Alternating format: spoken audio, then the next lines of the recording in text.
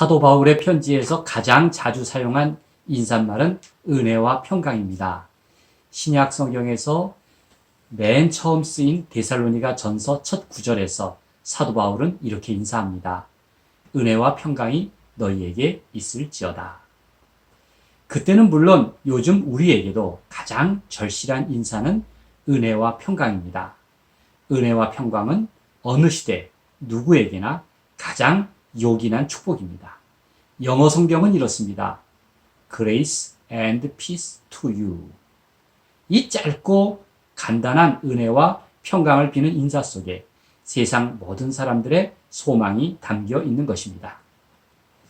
바울이 가장 자주 사용한 인사말인 것으로 보아 바울은 사람들에게 가장 필요한 것이야말로 하늘로부터 오는 은혜요 세상에서 누릴 평화임을 잘 알고 있었던 것 같습니다.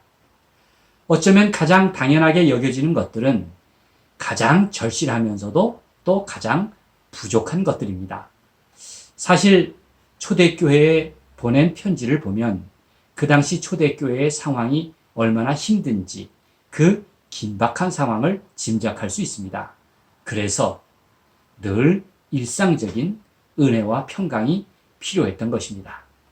지금 우리가 사는 세상에도 이러한 은혜와 평강은 꼭 필요합니다. 데살로니가 교회와 같은 처지인 로마에 있는 디아스포라 교회에도 하늘로부터 오는 은혜와 지금보다 더 많은 평화가 필요하지 않습니까? 세상에서 가장 중요한 것은 특별한 것이 아닙니다. 누구나 누리는 가장 일반적인 것, 가장 흔한 것이 세상에서 최고로 소중한 법입니다.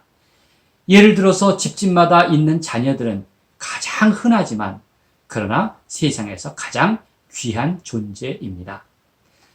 우리가 누리는 공기와 물 혹은 걷는 일, 하루 세 끼 먹는 일, 만남, 날마다 자는 잠 혹은 일상적인 잔소리처럼 사람들에게 가장 필요한 것은 일상적인 은혜와 평강인 것입니다.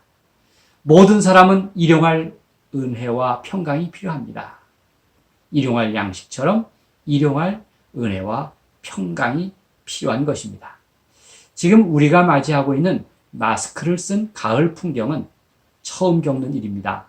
코로나19로 온갖 자유로움을 잃은 지 어느새 7달이나 되었습니다. 그래도 우리는 하나님의 자녀로서 오늘도 믿음으로 은혜와 평강을 구하는 것입니다. 그리스도인들은 어떤 경우에도 희망을 잃지 않습니다. 그래서 그리스도인입니다.